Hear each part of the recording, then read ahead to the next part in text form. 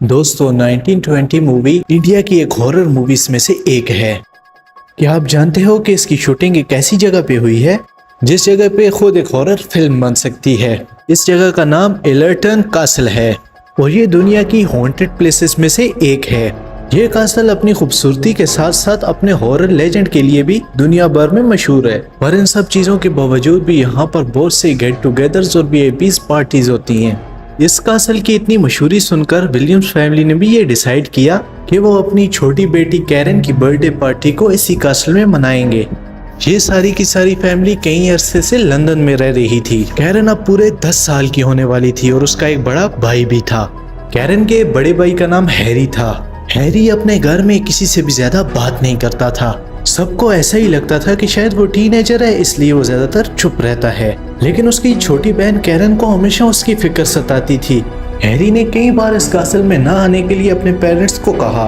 उन्होंने हैरी की हर बात को अनसुना कर दिया और बिना कुछ सोचे समझे कासल को 5 दिनों के लिए बुक कर लिया, क्योंकि 5वें दिन कैरन की बर्थडे थी। और जैसे ही हैरी और उसकी फैमिली इस कासल में पहुंची, यहाँ पर पहुंचते ही अचानक से हैरी के हाव भाव तब्दील होने लगे और ये चीजें उसकी छोटी बहन नोट करने लगी। उसने अपने भाई से पूछने की भी कोशिश की कि आखिरकार बात क्या है, पर वो कुछ भी नहीं बोला। उन्हें वहां पहुंचते पहुंचते रात हो गई थी और अब विलियम्स फैमिली खाने के बाद सोने चली गई। और अपने रूम की तरफ जाते हुए कैरन को स्टेयरकेस पर एक बच्चा नजर आया। उस बच्चे की उम्र लगभग उसकी जितनी ही थी। उसने हाथ हिला के उस बच्चे को इशारा किया और वो बच्चा सीढ़ियों से ऊपर की ओर भाग गया।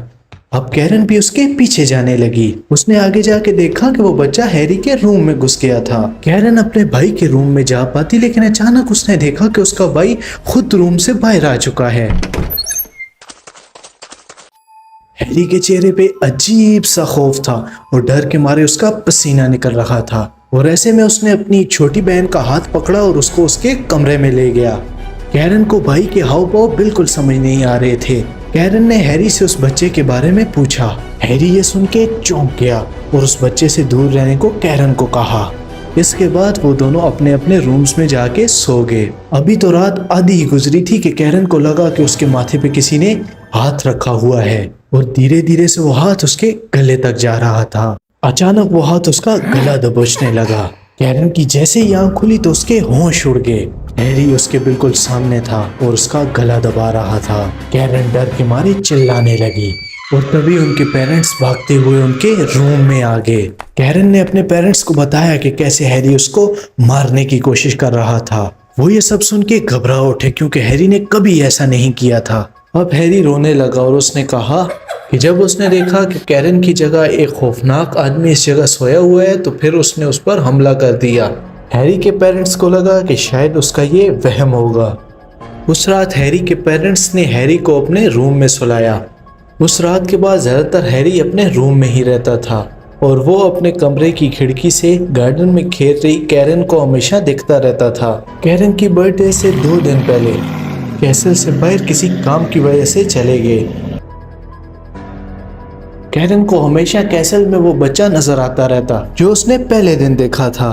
उसी रात कैरन अपने कमरे में बैठी अपनी बर्थडे ड्रेस को पहन के देख रही थी। उसने अचानक शीशे में से देखा कि वही बच्चा उसके कमरे में झांक रहा है। एकदम से कैरन उठ के उस तरफ मुड़ी, पर वो बच्चा वहां पर नहीं था। अब कैरन कमरे से निकल के कॉरिडोर में आई। उसने देखा कि वो बच्चा स्टेयरकेस के सामने खड़ा स्माइल कर रहा है, मानो कि वो कैरन को अपने साथ खेलने को बुला रहा हो। अब कैरन भी आहिस्ता आहिस्ता उसकी तरफ बढ़ने लगी, लेकिन अचानक कुछ ऐसा हुआ कि कैरन थम सी गई।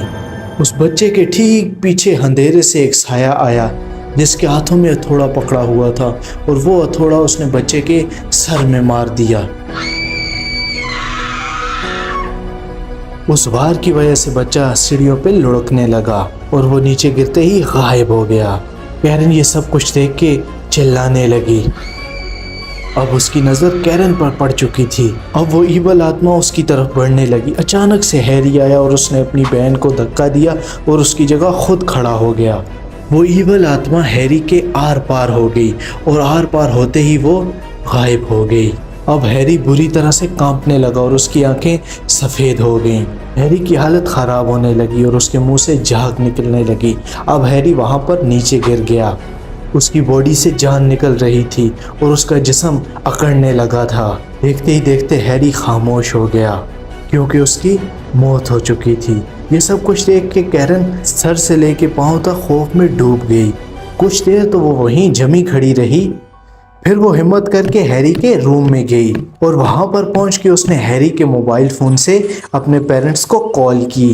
जब मिस्टर और मिसेस विलियम अपने घर पहुंचे तो कैरन हैरी के कमरे में बेहोश पड़ी हुई थी, लेकिन जब वो होश में आई तो उसे कुछ याद नहीं था।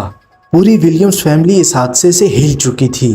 जब उन्होंने हैरी का सामान छाना तो उन्हें एक डायरी मिली जिसमें उसने ये लिखा हुआ था कि उसको मरे हुए लोग नजर आते हैं। हैरी ने ये तमाम बातें बचपन में भी अपनी मॉम को बताने की कोशिश की थी, पर उन्होंने कभी उसका यकीन नहीं किया और हैरी का वहम समझ के हर बार उसे इग्नोर कर दिया। अब हैरी को अपना ये गिफ्ट एक कर्ज की तरह लगने लग गया था और वो कैरन की सेफ्टी के लिए हमेशा परेशान रहता था। हिलर्टन कासल में पहुंचते ही हैरी को मरे हुए लोग दिखाई देना शुरू हो गए थे। ऊपर से तो हैरी ये जान के और ज्यादा परेशान हो गया कि कैरन को भी वो छोटा सा मरा हुआ बच्चा नजर आ रहा था।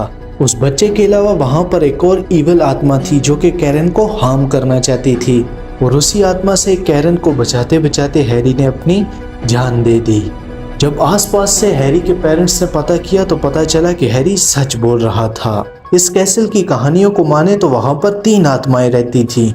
कभी कभी लोगों को एक औरत का भूत दिखता था जिसको वो कैसल की मालकिन कहते थे और कभी कभी एक छोटे बच्चे का, लेकिन इनके अलावा वहां पर एक और इविल स्पिरिट का भी भूत था। लोग कहते हैं कि वो इविल स्पिरिट एक कारपेंटर की है जो कि उस कैसल में काम किया करता था और एक दिन कैसल के मालिक से उसकी लड़ाई हो गई और छोटी सी नोकाझोंकी की वजह से कैसल के मालिक ने उसे बेरहमी से मार दिया। इतने बड़े धचके के बाद विलियम्स फैमिली वहां से चली गई। इसके बाद उन्होंने कैरन का बर्थडे कभी नहीं मनाया क्योंकि वो बर्थडे उन्हें एक खौफनाक हादसे की याद दिलाता था। तो अगर हाँ आपको ये स्टोरी अच्छी लगी तो चैनल को सब्सक्राइब लाजमी कीजिएगा और आगे शेयर भी करें ताकि हमारी ये कहानियों की दुनिया पूरी दुनिया में फेमस हो सके। तो मिलते हैं नेक्स्ट वीडियो में। Good bye.